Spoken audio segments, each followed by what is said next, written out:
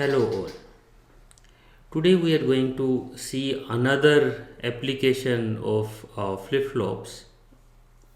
This is also a very standard component in sequential circuit. This is called registers.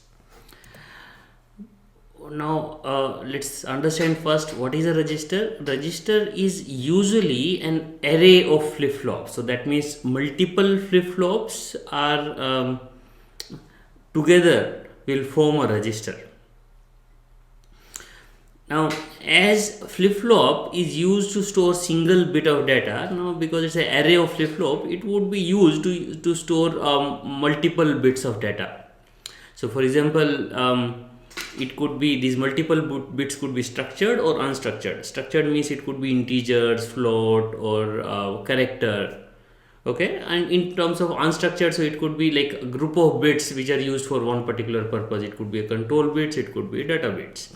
So when we are using multiple of bits, the purpose is actually to store the data. It could be for multiple clock cycles, it could be for definite amount of time, etc. Now, because these registers are actually the storing elements, the elements which would be used to store the data.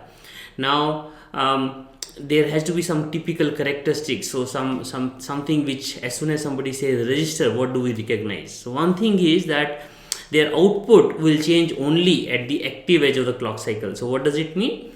Let's say the active edge is a positive edge, so the output can change only at the positive edge of the clock cycle. So the side effect of this particular characteristic is that your output cannot change in between. In other words, your output would be stable for one clock period. Now, the other side effect is that, let's say your input is coming from a register, so that means input will also not change during one clock cycle. So this particular characteristic is in common with flip-flops. But here, because we are storing whole amount of data, integers or characters or any other form of data in register, so this become more valuable that your output doesn't change for one clock cycle.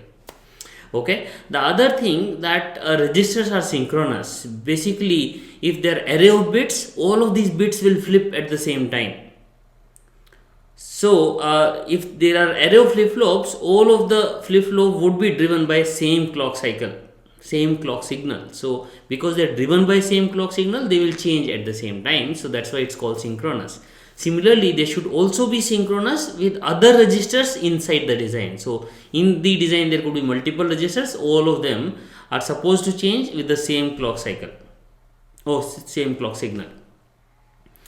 The one thing which differentiate registers from flip-flop. So in flip-flop, what happens that as soon as you give a input and based on the clock signal, at every edge, at every active edge of the clock signal, you will sense what is the input. Now in registers also we do the same, but if there would be an additional signal like chip enable or clock enable or load signal. So when that load signal is 1 or CE, it could be, sometimes people call it chip enable or sometimes people call it clock enable. So this CE signal or load signal, when it is 1, then only data would be sensed at the active edge of the clock and then it would be stored in the register for remaining amount of time. If load is 0, that means data will not be changed. Data values inside the register will not change and they will remain same. Okay, so in other words, if I want to change, if I want to store something in my register, then I have to give my data and also I have to make my load signal 1 or CE signal 1 at a correct time, so that when active edge of the clock will come, then it will see that load signal is 1 and whatever data is there at that time, it will sense it and will store it in the register content. Okay, in addition to load signal, there could also be asynchronous clear or preset signal. So because these registers will they would be utilized, they would be utilized and reused during the whole design. So we have to initialize something, these register to something, some value. So that's why asynchronous reset, asynchronous clear, or asynchronous preset, these signals may also be there. So now how do we design such kind of a register which are a memory element, which has these characteristics that they will change on output only at the active edge, and they does not change their input when load signal is not there. So we can see that because most of the characteristics are actually overlapping with D flip-flop, so we can use D flip-flop to design such a register. So now we have seen that the characteristics, these are the input. We have a data input, we have a load, we have a clock signal and clear, and data out is the output here. So these are the input output controls of my register, a typical register. Now if I want to use D flip-flop to design them, then what I can do is in my D flip-flop, these are the typical input output. I have a D as a input, clock as a input, and clear is a asynchronous input. Q and QR could be output. So one thing I can do is I can connect my D into D. So I can connect my D into D. I can connect my clock to clock and clear to clear, D out to Q to D out. So that means essentially looks like that there is no difference between register and D flip-flop. Correct, but we have an additional characteristic in the register that when this load signal should be 1, then only data should be taken in. Otherwise, data like your my output should not change. My Q should not change. It should remain as whatever I have stored it earlier. So that means this design will not work. I have to do something smarter. One thing I can do is I can remove this clock and I can connect this load signal and this clock signal to a AND gate, and then the output can be connected to the clock of the D flip-flop. This is also a workable solution.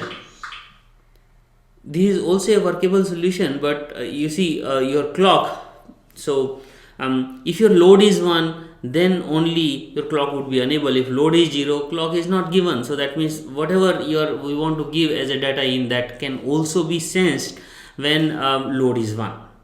So this theoretically this design will work. There is no issue theoretically with this design, at least with the specification what we said, but there is two specifications which is not matching. One thing, that this particular design is not a synchronous design. So when we were saying synchronous means that all the registers in the logic, they will change at the same time. Now since my clock has been modified, now this clock which is given to my D flip-flop will be affected by this AND gate. Because of the timing of the AND gate, this clock would be delayed than the input clock. So would be the output. So output would also be will be synchronous with this clock, which is a delayed one. So that means this particular register, which is where we have modified the clock, cannot be synchronous with all other registers in the design, all other flip-flops in the design. So that is one issue. The other issue is also there, that because that's a side effect of the load signal. So let's say this load signal changes sometime. So my clock was 1, and during this clock is 1, load became 1 and then became 0. Then it has artificially created one additional positive edge, which is not desirable. So that means it has created another synchronization point which was not otherwise existing.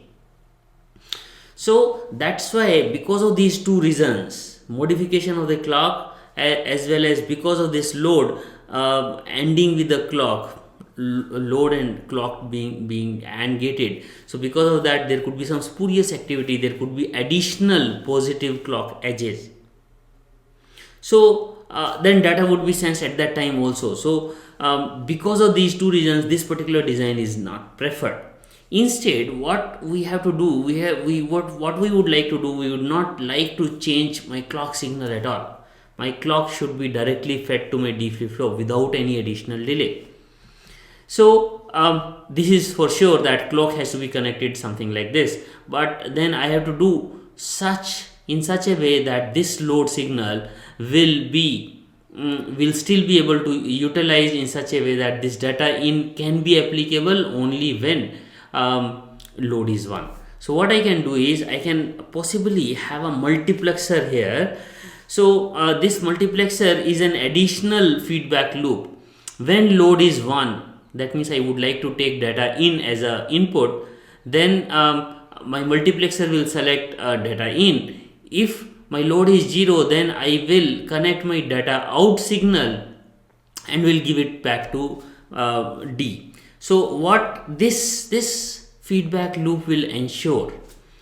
What this feedback loop will ensure that when load is 0, the output will not change, because we are taking the output from the actual output of the D flip-flop. So here input will also be same whatever was the previous input, previous output. Because my input is same as the previous output, next output will also going to be same as previous output.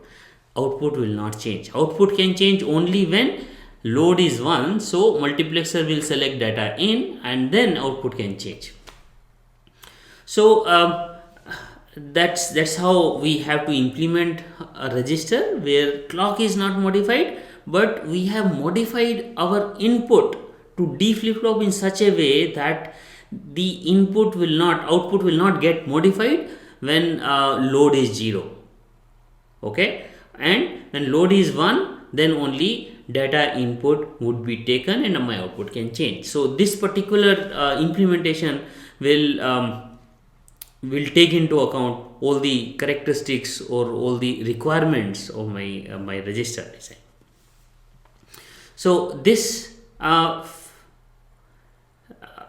particular flip-flop is also, this particular register is also defined by this diagram where we instead of load we are writing it as CE, and then D is the input and clock is the input, and Q bar could be the output. So in n-bit register, essentially all of them would be there would be an array of n D flip-flop. Each of them would be connected to clock enable or load signal, and each will have their own data input signal. All of them are binded to same or connected to same clock signal. Okay, so outputs are different, D input signals are different, data in signals are different, but all of them are connected to same clock enable, same clock signals. So I can represent this as one block diagram where I can say that let's say it could be a n-bit register. If it's a 4-bit register, then D would be input is 4 lines, or basically a bus which has 4 wires, and output is also bus with 4 wires. There would be a clock signal, there could be a load signal which internally would be connected to CE signal, and there could be asynchronous clear, asynchronous preset. So this is how we will typically represent an n-bit register. Okay, so essentially it would take n number of inputs, n number of outputs. This register is also called parallel in, parallel out register, because all the inputs are given in parallel and all the outputs are also received or can be read in parallel. Okay, so this is about register. Now let's quickly see, can we utilize or where do we utilize these registers? So let's take one example or one application. So the question which we have in hand is, we would like to design an adder that adds 16 32-bit numbers. So you remember in our last module we have seen a good number of techniques. One of them was carry save adders. So these carry save adders can be used to design an adder which has multiple operands. Of course we can use that technique. Now we have also seen that if we use that technique, the critical path the critical path, or basically the number of full adders which would be required would be of the order n. So here, if I have 32-bit numbers and 16 additions, so it could be like it would be order of 32 full adders. So that would be the delay of delay of such an adder. So essentially, in other words, what would happen that if I would use those carry save adder techniques, the delay of this addition would be more than 132-bit adder. Yes, it's implicit also, or it's intuitive also, that the time which is required to add 16 32-bit numbers is going to be more than adding one 32-bit number. Additionally, it would require more number of full adders, or in other words, more area would be required. So on the other extreme, we have also seen at the time another design where we were adding all of them sequentially. So there also we said that total number of adders required are 15 adders would be required. Now let us consider another method here, that we take these two 32-bit numbers and keep on adding, and whatever is the result, we store it in a register, and from the register we read it again and then add the another number. Okay, so if such a design is there, what we are saying that we are using only one 32-bit adder. So if we are using only one 32-bit adder, then every time what we are doing is we are adding one additional operand, and whatever is the result, that sum, if we store in one register, and then the second number could be read from that register. So essentially it's a kind of an accumulator combination. What do we mean by accumulator? So let's say we want to add 16 numbers, a1 plus a2 plus a3 plus a4. So a result of a1 plus a2 would be stored in a register, and in next clock cycle this result can be given to the next number, one of the operand, and then we are adding a3. So this is already a1 plus a2, and now a3 would be added. Sum would again be stored in my register, and after the end of clock cycle, now this output represent a1 plus a2 plus a3. Now then I can add a4. So every clock cycle we are accumulating one more number. So this way we would be able to do all the arithmetic using one 32-bit register and one 32-bit adder, where sum is being stored in a register, and from the register we are reading every new clock cycle, and a new operand is being fetched every clock cycle. Okay, so the idea here is that now who will make sure that all the different inputs of A are coming at right time, and we also have to make sure that in the starting of computation we'll make clear equal to 0. So in the starting of the clock cycle we say clear equal to 0, so this 32-bit register is essentially 0, and after that it will start accumulating. And how many clock cycles would be required? Because in one clock cycle we are adding one operand, then next operand, then the next operand, so total of 16 clock cycles would be required. So if somehow we are able to count those 16 clock cycles, we know that in initial or at 0th clock cycle we say that my register is 0. At the end of 16 cycle, my register, this register would be able to show the sum of all these 16 numbers. Okay, so now similarly this 16, so essentially in this whole system there would be another 16-bit counter, modulo 16 counter, or a 4-bit counter would be utilized, which is incrementing again and again, and which is making sure that end of 16 cycle we know that result is available. Okay, so there this load is going to be 1 all the time, remain 1 all the time, because every clock cycle we are adding to this, we are saying that register should report. So after 16 clock cycle, we can either make my load as 0, so that means no further addition would be there, or no further this adder will not be utilized. Okay, so in other words, there is another way also, that let's say if after 16 clock cycle again we would like to start this adder, then we can make this clear 0, and after 16 we say that yes, now output is available, we can restart. So all those permutation combinations are there, but essential idea here is that yes, if we would like to simplify some of these designs, we can simplify by creating this kind of a circuit where we are able to utilize the output. We are able to store the output, and the next clock cycle that output can be reutilized. Okay, so here at the end of the clock cycle, this output is taken as the input. So this way, this input and this output is also segregated. Now whatever is available at the end of clock cycle here before the active edge will remain there for one full clock cycle in the output. So that means this B will not change for one clock cycle. Now in this one clock cycle, my sum will keep on computing. So you understand, you have done some of the experiments, you have seen that if we are using some ripple carry adder or even carry look ahead adder, my output will not be stable unless the latency of this particular adder is there. So our worst case delay is there, we cannot make sure that my sum is stable. But once sum is stable, once this output is stable, then we can give it to D, and then at the active edge this D would be sensed and can be given to the output. So all of these things are giving us a sense that that means we have to also make sure my clock signal is also wide enough.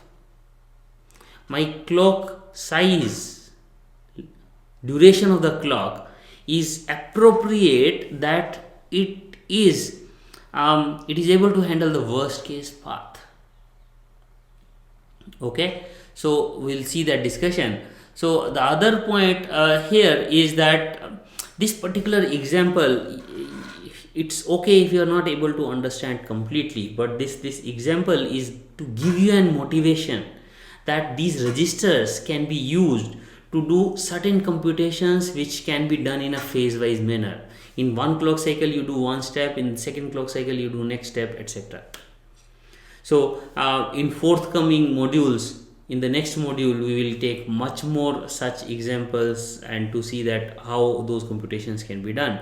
But right now the more important point here is that yes, these registers and flip-flops can be used to do computations which can be done in clock by clock manner or step by step manner. Now coming to the clock period, so my clock period has to be wide enough that my addition is finished, my register delays are also incorporated. So this diagram now summarize like the very generic combinational, very generic sequential circuits. So here we are saying that we are taking registers as an input. So you see, this input is coming from a register, B input is coming from a register, and the output of combinational circuit, here the output of my combinational circuit sum is also being stored in a register. Incidentally, here input register and output register both are same. Okay, so yeah, here is the case. So this, because this output register is also given as an input, so here my output register and input registers both are same. Okay, but the other input register, so you have this A is also coming, we have to assume that this A is also coming from some register so that it doesn't change for one during one clock cycle. So now what should be the delay, what should be the clock period size? My clock period depends on the delay of combinational circuit, adder 32 in this case. So this combinational circuit will have certain delay. Not only this, my register will also have certain delay. my register has, you remember that there are three kind of delays. One is setup time, hold time, and propagation time. So setup time is the time for like my input should be stable at least that much time before active edge of my clock. So this my output of combinational circuit should be stable at least setup time before active edge of the clock. So that means the total delay has to be combinational delay plus setup time. Additionally, the output of the register will not be available immediately. It would be available only after the propagation time of the register. So I'm calling as T reg. So this register will also take some delays, some propagation time. Now that is the time your output would be available to work on. Or in other words, after active edge of the clock, my input to combinational path would be available only after T reg amount of time. So clock period has to be more than combinational delay, worst case combinational delay, plus setup time of the register plus propagation delay of the register. So that should be the minimum clock period. If my clock period is lesser than that, we cannot guarantee that circuit will work correctly. Okay, so now you can ask one question here, that what about hold time? Why hold time is not featuring in this equation?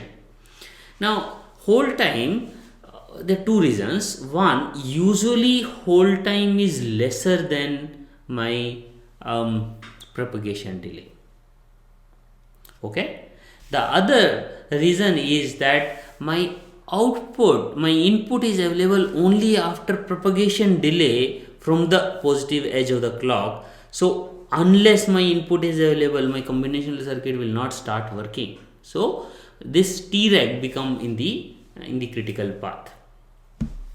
So then you can also ask, what is the reason? What if my T hold time is more than propagation delay? You see, my output has already changed. Flip-flop output has already changed. What is the purpose of keeping my input still like without any change? So why should I hold my input to the same value if my hold time, if my output has already modified? So taking this as an intuitive idea, so hold time theoretically cannot be more than the propagation delay. Okay, so this should be the clock period, and because of this whole thing, this will always determine whenever we are trying to determine what is the clock period. So that would depend on the combinational path. Sometime if there are multiple registers, then we have to see the let's say, again we'll take this example. So let's say there is also the same register is also doing a computation which is addition as well as multiplication. In that case, multiplication would be in critical path, addition may not come in critical path. So when we say combinational circuit delay, it could be multiplication delay, not the addition delay. So worst case delay of my combinational circuit between two registers plus setup time plus propagation time would be the clock cycle. So this was about registers, or parallel in, parallel out register, or regular registers which would be used in sequential circuits. Let's move on to a new problem. So before we move on, there is one question which you can take it as a homework. So instead of tutorial, let's call it a homework question. So you try to design an adder which implements a accumulator functionality conditionally. So what is an accumulator? In accumulator, you have this equation signifies my accumulator. My one of the input is also one of the output. So sum is equal to sum plus a. So that means we have to assume sum as well as a both are stored in a register. If they are stored in a register, so as soon as sum plus a is computed by end of clock cycle in the next clock cycle, it would be the new sum. So we are saying that you have to design it but conditionally, let's say if accumulator is 1, then we have to do this functionality. If accumulator is 0, if ACC equal to 0, then these two numbers could be different, A plus B. So instead of sum, there could be B, and A could be same. So, and then still you have to store the result in sum. So you try to design this this circuit, which is quite similar to the previous one, but maybe with some modification. Assume that A, B as well as sum, all of them are stored in 32-bit registers.